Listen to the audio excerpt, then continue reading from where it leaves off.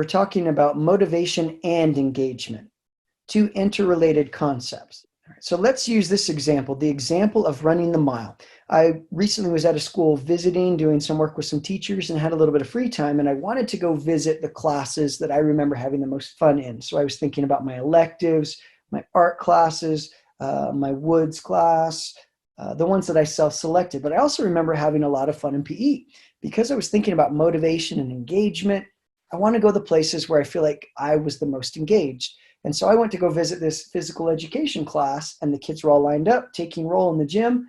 And then coach slash Mr. Schmidt said, "All right, kids, today we're running the mile." And then many, if not all the kids were like, "Oh." And I turned to him and I said, "Now wait, you didn't tell them before they were going to run the mile?" And he said, "No, the truth is we never tell them the day before they're going to run the mile." Now, why do you think that might be? So you can only imagine the excuses that would start to creep up for those who do not want to do it. Can't find my shoes. I can't find my gym shorts. Oh, I've got a stomachache. I've got to go home. Just not show up for school. Lots of things. So many of us have experienced something like this, maybe in physical education, but definitely in school. And so this helps us understand quite a bit more about engagement and motivation. Motivation is our internal drive for doing something. So if we're running the mile, it's what we have inside of us when we step on the track before we run the mile. Then there's engagement, and that is to what degree that we persist in difficult and challenging tasks. Motivation is the reason and the drive we have when we step on the track, but engagement is to what degree we persist in that difficult task. Now, what does that have to do with our students at school? Well, much of school is compulsory. You come because you have to. You are giving tasks, assessments, challenges that you don't want to do. They've been pre-selected for you. So we need to understand a little bit more about motivation and engagement. Motivation being that internal drive. Engagement being to what degree do we continue to face that challenge. Motivation is critical to learning. However, motivated students do not always engage in learning. Motivation to learn is only a desire to be involved in activities for learning. So in a sense, it's why we decide to undertake or decide to not undertake difficult tasks. Then there's engagement, or the degree to which we're cognitively, emotionally, behaviorally invested in learning. So what makes students actually learn is their mindful engagement in those learning activities, because engagement leads to outcomes such as achievement. Now remember, motivation itself is a meta concept. Many people talk about motivation, but they go about it using different terminology. So everyone seems to agree that it's important, but it's a meta concept because there are so many interrelated concepts. Think about engagement, persistence, interest, self-efficacy, self-concept. All of these combine in this ephemeral way to form what we call motivation. That's why we looked at 5 contemporary theories side by side by side by side and tried to look at what are the key elements that they have in common. And when we look at them side by side by side by side by side, all 5 of them, we see that there's a lot of emphasis in, do kids expect to do well? Do they expect to be successful? And do they value the task? There's quite a bit about kids feeling like, okay, is this something that's changeable, or is it a fixed ability or knowledge that I have? Or do I have the ability to change my success in this? Kids' emotions that are attached to tasks, that comes into play. Self-efficacy, again, how do I feel about my ability to do this? But also keeping in mind that it's very specific to a task. It might be that I don't feel like I'm any good in PE, in physical education, but it might be in a particular context. Well, I love being in PE, but when it comes to particular things, running the mile, I don't feel like I'm likely to be successful. So remember that it's not just a kid is or is not motivated, or a kid is or is not engaged. It has much more to do with the specific task, the context, or whatever goal it is that they are working towards. We also need to understand that this controllability belief, that does vary from individual to individual. So one approach to boosting student motivation and engagement isn't going to work for all of our students. It will take a variety of approaches. And also remember that we as humans love to determine our own destiny, right? So self-determination theory says, look, make sure you also keep in mind autonomy. We like to be in charge. Choice. I like to be able to make choices. And our connections with other humans or human relationships. So the question becomes, what do we do with all that in mind? Okay, so if you look here, we can see different things that we could focus on to boost student motivation. We can work on their expectancy of success and to what degree they value a task. We can help them understand what is within their locus of control, what they can influence and change. Okay? We can understand that this is going to vary from individual to individual and start to provide them some autonomy, choice, and foster healthy human relationships in the classroom. So how do we do that, brothers and sisters? Now, think about it this way. We've got motivation, which is a key component of engagement. And one way to look at motivation is a combination of expectancy and value. That came up in a number of those theories that we looked at. So kiddos are constantly asking themselves in school, do I have the ability to do this? Do I expect to do well? And do I value this task that I'm being asked to do? That means that if I don't expect to do well, or if I don't value a task, guess what? I'm going to have low motivation. Or if one is high and the other is low, I'm still likely to have pretty low motivation. So if I expect to do well on something, I'm like, I don't really see why we have to do this, it will go lower. Or if I'm like, I don't really think I'm going to do well on this. I wish I could, I do value it, I'm likely to have low motivation. Higher motivation tends to be the result of, I expect to do well and I value the task. Kids are also thinking through this. What is the cost? So I might very well have high motivation, but I'm also wondering at what cost? What is the amount of effort that actually will be required for me to be successful? What am I going to lose out on by doing this when it comes to other valued activities? And things like, what is or are the negative psychological states that I'm going to have to suffer from if I try this and then I fail? Or are my peers going to see me as a try-hard when I don't want them to think that I really value or really want to work hard in school? So they're considering at what cost would I complete this task in?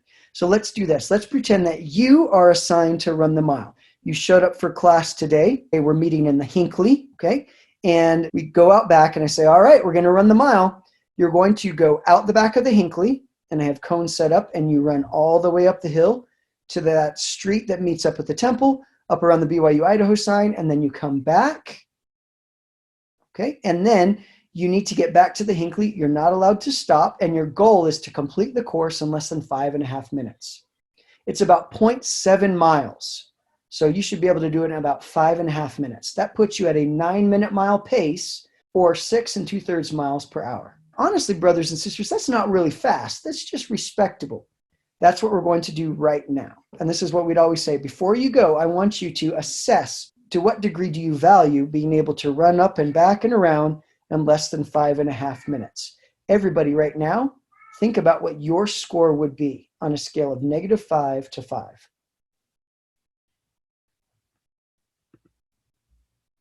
If you could, now do the same thing with expectancy. What is your score, your expectancy of success? I expect to be able to do this in the allotted amount of time without walking. To what degree on a scale of -5 to 5?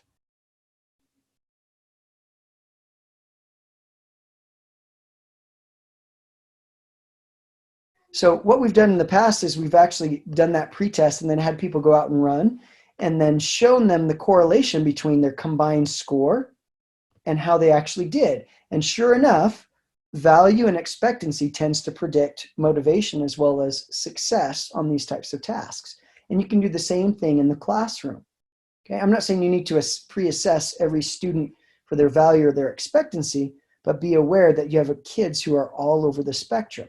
So our goal is to figure out, what can we do to boost a student's value of a task, as well as their expectancy, their self-belief that they will be successful when they sit down to do a particular task. And the good news is there's plenty of research out there that talks about this. I think one of the best things we can do to increase value is work to increase students' perception of the relevance and value of what's being learned. Now, we call this utility value, but for us as teachers, it means, well, we might consider spending time discussing or writing about the usefulness of what's actually being taught. What else can we use the lake for besides drinking and fishing? I want you to think about more uses for a lake. Keep thinking. Think about the lakes in our community. What kinds of things do we use our lakes for? So today we're going to start our study of nuclear weapons and atoms and chemistry by giving a little context to why some of this sciencey stuff is important to study about. So I'd like you to write down your feelings and thoughts that you have as you look at each of these photos.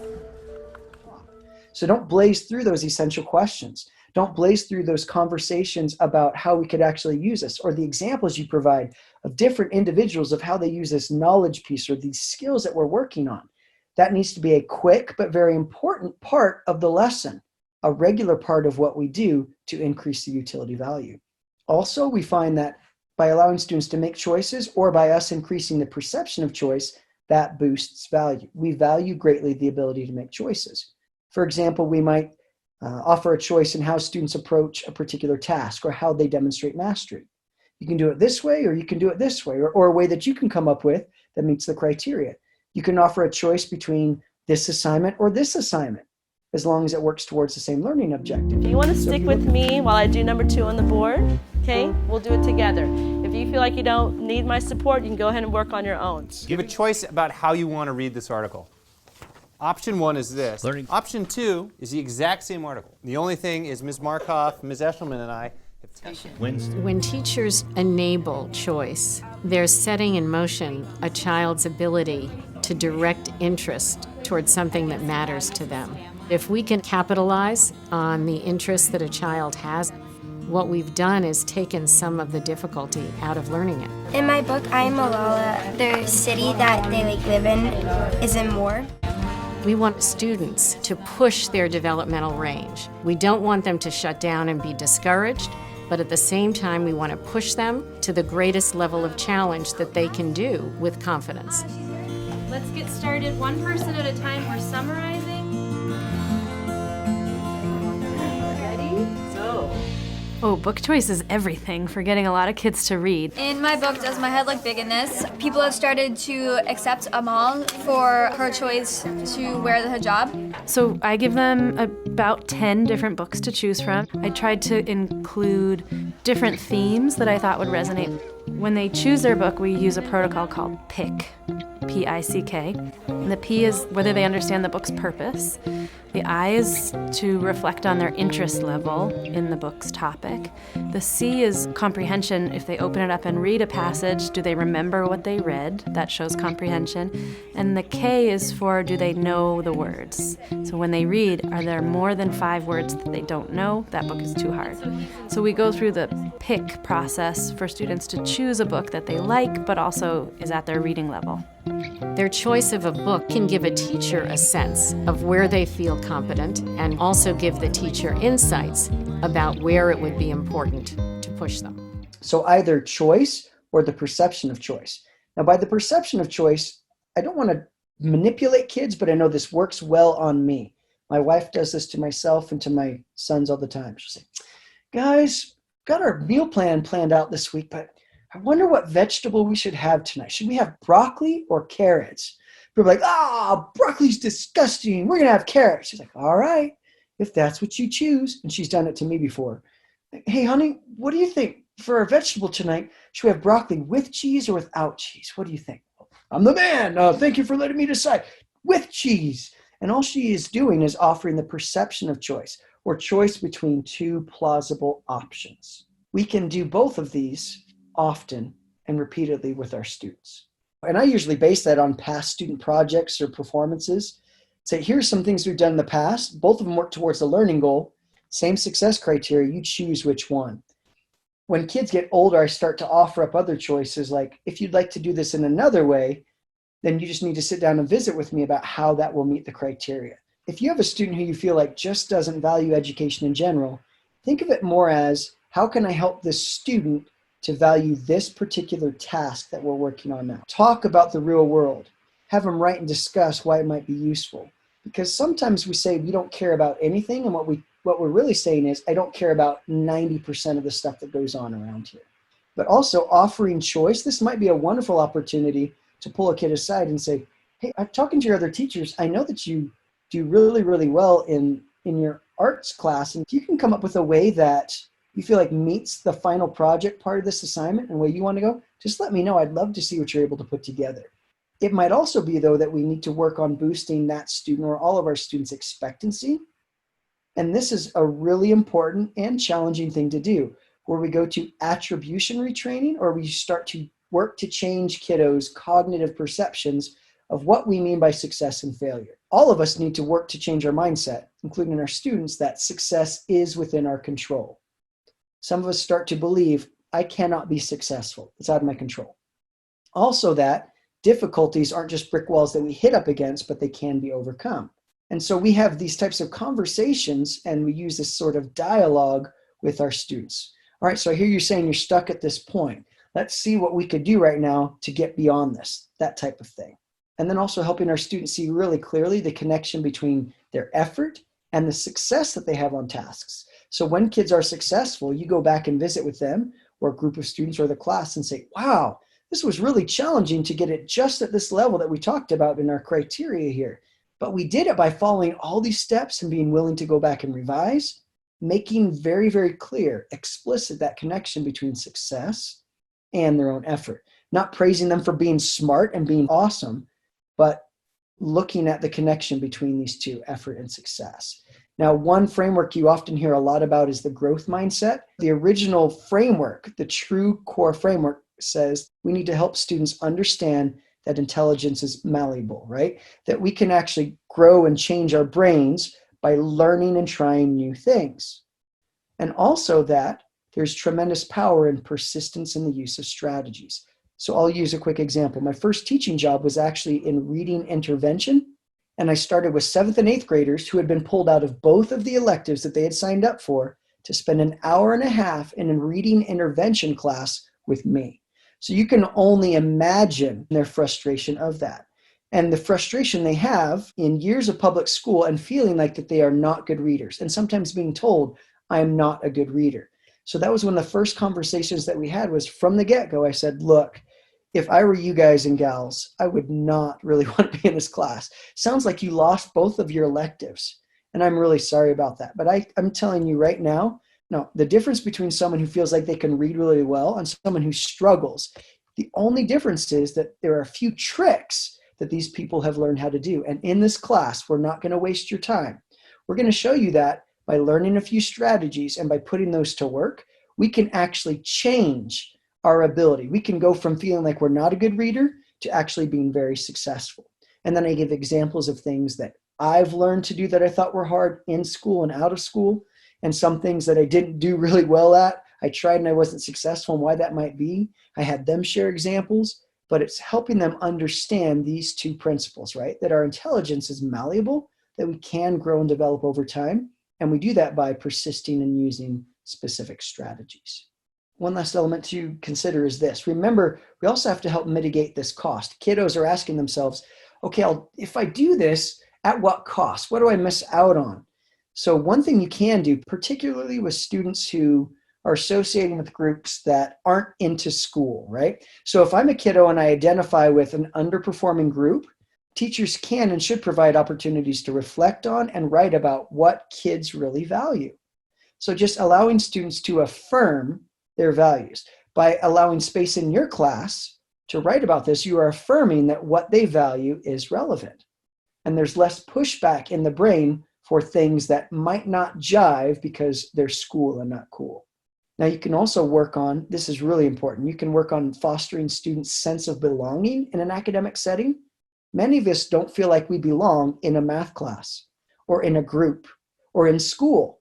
So what you have to do is provide what we call positive narratives of setbacks, talking through past experiences of overcoming setbacks. Also working very, very hard every single day to foster respectful, trusting relationships. That's relationships between the teacher and the student, also between the student and other students, and always helping students to feel connected and relating to school. So let's look at an example of what that might look like. I will not waste time. I will not waste time. Because it is too valuable. Because it is too valuable. And I am too precious and bright. And I am too precious and bright. I am somebody. I am somebody. I am somebody. I am somebody. I am somebody. I am somebody. Stay right here. We say those every day because those are important words. They carry meaning for our community. You are somebody. You are somebody. Now let's represent that the rest of our day. In our classroom, we start every morning with the I am somebody call and response that is really intentional in saying that we're not going to let anybody define who we are. And too often people will look at our young people at Maxfield, make snap judgments and try and define them. And so in our classroom we really try and say that you are somebody important and you can be the agent of change in your own life. Kevion, Talia, Destiny, your Sharpie marker of knowledge. It's going to be this one right here. It's been a really fun time. I've enjoyed being in Mr. Renach's class.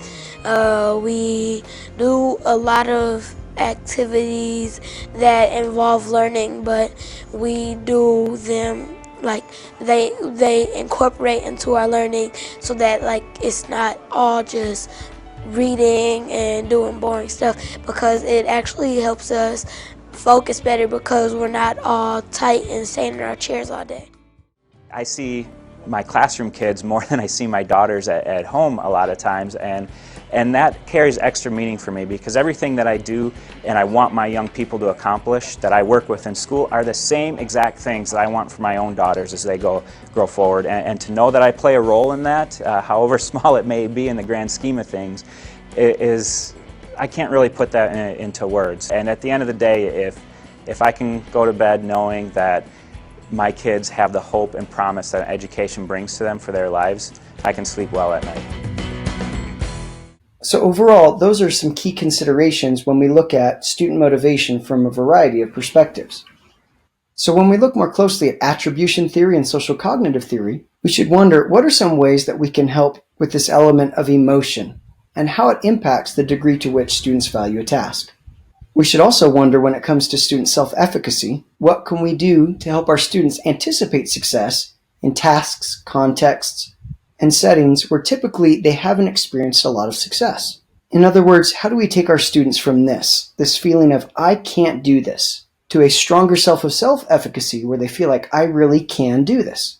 Well, one thing we can consider as educators is this. We can provide our students with inactive experiences. And these are the types of tasks and assignments that, when students successfully accomplish them, that they are capable of achievement on types of tasks such as what they're working on and in the domain such as math, English language arts, history. We can also consider vicarious experiences. These involve modeling successful activities that are completed by others. The idea is that if I look at my peers and see that they are successful in their efforts, well, as a student, now I might be able to begin to see success as a potential outcome for me. Other suggestions for helping students move from this type of mindset to this type of mindset include verbal persuasion. And this is what we offer up in the form of encouragement, guidance, and positive feedback on student assignments. That's good thinking, because I think that part of the story, it does happen, but it's not on these pages, right? So really, we have to use the evidence only on these pages to figure out this answer. Excellent. So let's look up here. His eyes were wet. So when someone's eyes are wet, what does that usually mean? Crying. That they're crying, right? So the author doesn't come out and say, hey, Danny's crying over here. No, he uses other words to kind of describe that. So, Manuel, do you see how we really found evidence that supports sad? And even though you're right, Danny feels lonely in this book, definitely. But in this specific part, it's more sadness because of that evidence of his eyes were wet. Good. But for this one, they want you to actually, your head, you're saying it's an acute angle, but what is your angle? Where is it? What letters make your angle? Did you draw an arc? So what would your angle be called? An acute. But what would we call, like, just like you're a Luke, I wouldn't say you're a boy.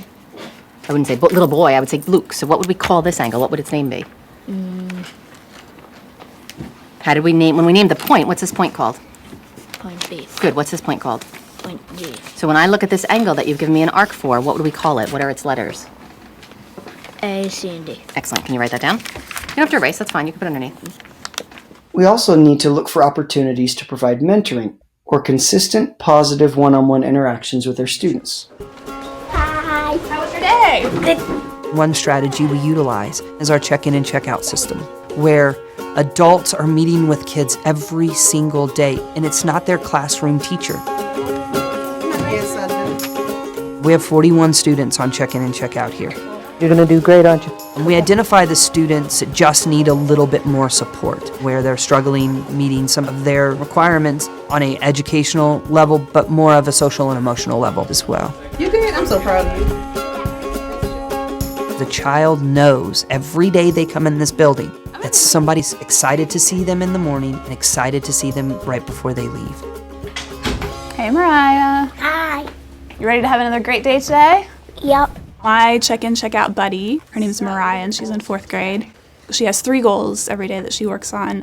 What are your goals for today? Listen, be on task, and nice. Awesome. What about being nice? You think you're nice to everyone around you? Good job. I agree, you were doing a great job. Whoever the teacher is will give her points throughout the day. If she had a bad day, I try to just let her know that she still has the capability to do great tomorrow. But today was a really great day. You had a perfect day? She got a perfect score on her goals for the day. What I like about check-in and check-out that you get prizes and you get to see what you did good and what you did wrong, and you can do better next time. We try to pick things that the kids like, school supplies, or non-tangible things like a positive phone call home to the parent congratulating them. It is a great day for Mariah, isn't it? Mm-hmm. So it's not just about the points. The relationship and the accountability is really the important part. How was your day? Good. Actually, it was fantastic. Fantastic. Mr. Portel, he's our principal and my mentor. You go to him and then he asks about your day, and if you had a problem somewhere, we'll talk about that and see how you can fix it. We've seen kids transforming their own opinions of themselves. Peyton, man, he had a rough year last year. Just to see his growth on a foundational level of being able to be in a class all day without incident and being able to start growing on his academics. So, do you think you knocked it out of the park? That's what I'm talking about. That's been a huge success. You did it with me. That's right. No, but you did it on your own. That's you, my man. Nice work. We should also keep in mind that student success is more impactful if it involves emotion or excitement. That's why it's important to do everything we can to tap into the affect, or in other words, the emotional investment that students can have in assignments. How many of you noticed that the club soda started to get bubbles around it and fizz? Why do you think that's happening? In most sodas, around the glass, like bubbles appear, and I think the same effect happened with the candy. To have a hypothesis, to find something out, to re-engineer something, and think about the world around them. How can they contribute? We're having fun, but also learning. It didn't really do nothing, it just really stinks. The exploration class I'm teaching is called Candy Chemistry. The kids come in and we get to, like yesterday we did the Mentos and Diet Coke challenge. So they get to really do a lot of science observing. If it has bubbles, it might affect the thing you're putting in. You learn about how candy works with different drinks and how it dissolves and why it dissolves. Science is everywhere. It's in trees, grass, dirt, the whole earth, and the sky. So science is everywhere. So when we go back to our different theories of motivation, we see this theory right here that's called self-determination theory. It's worth noting that self-determination theory places a very unique emphasis on human autonomy, choice, and human relationships. So let's take a closer look at each of these 3 components of motivation. So the truth is that one key way to support autonomy is to give students choice. For example, instead of assigning students to a specific book to read, teachers can allow students to select from a reading list. Similarly, rather than have all students write an essay, teachers can offer them an opportunity to demonstrate their understanding through digital or other mediums as well.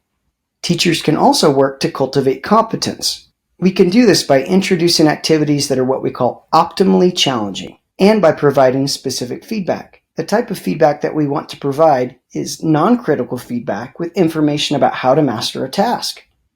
Helping students develop competence involves us working with our students to determine what they will do, how they will do it, and how it will be meaningful to them.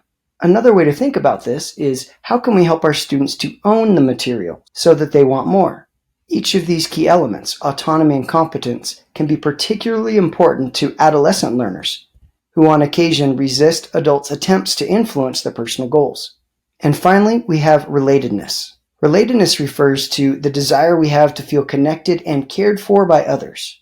So when our students feel a sense of social belonging at school, they develop more meaningful relationships with their fellow students. They also develop higher self-esteem and better academic performance, as well as improved well-being. So some examples of how to cultivate relatedness include using guided partner or group projects to help students feel connected to one another. We might also consider reducing the physical separation between us as the teacher and the students in the classroom.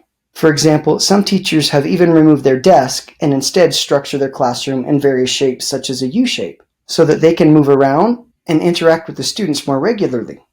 And according to self-determination theory, each of these elements, autonomy, competence, and relatedness, are essential to student motivation.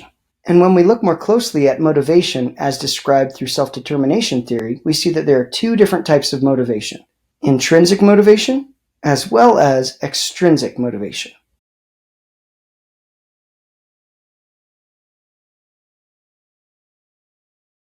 So let's talk a little bit about motivation in terms of intrinsic or extrinsic. Okay, intrinsic means it's coming from internal sources, the pure enjoyment of a task or engagement. So for example, if I talk to my boys here at home, my own sons, what should we do on this long weekend that's coming up? I said, well, it'd be really great if we could try and hike Table Rock, which is this monstrous mountain. It's an awesome hike, and we'll do the long route, and it's still kind of cold. So yeah, let's see if we can do it in the cold, and that would be awesome. We're going after it because of the pure enjoyment of the task. Okay? That's different from extrinsic motivation, such as you have to do this because, or we're going to incentivize you by paying you or giving you financial compensation. Okay? We have motivation that comes from the inside, and we have motivation that comes from the outside. And both of those are important. Despite what you might hear from some individuals, some teachers, some professors, we can't say, oh, I only focus on intrinsic motivation. I never want to extrinsically motivate my kids. We'll talk about why it's not okay to just seek to intrinsically motivate kids. Some kiddos aren't intrinsically motivated by particular tasks. So the only option at that point is to work with extrinsic motivation and then start to move them towards intrinsic motivation. So any effective teacher is going to use a balanced approach of intrinsic and extrinsic motivation. And so no matter what we're up to, you always see this need for some of this and some of this as well. And you also see individuals that might be experiencing the exact same activity, like take exercise. Some people are very intrinsically motivated by exercise, and some of us are only extrinsically motivated. Some of us are intrinsically motivated with certain types of exercise and only extrinsically motivated with other types. And so when we talk about extrinsic motivation, we're talking about what? Rewards, punishments, consequences. This has to do with not being interested in the activity for its own sake, but for possible gains. And these surround us. You'll see things like points, levels, badges, quests, leaderboards, prizes, money. I've talked before about the example of this, that we used a system of punishments in our house.